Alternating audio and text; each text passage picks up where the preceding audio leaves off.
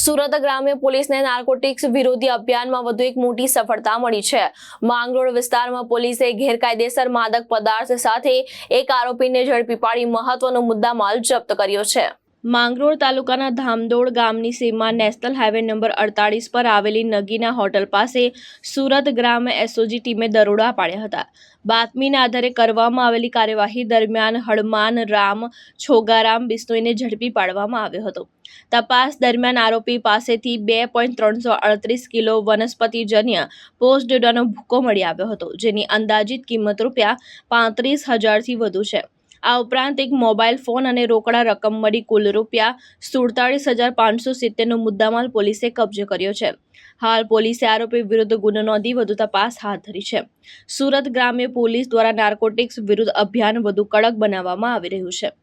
નિલય ચૌહાણ, દ્રષ્ટિકોણ ન્યૂઝ, માંગરોળ, સુરત।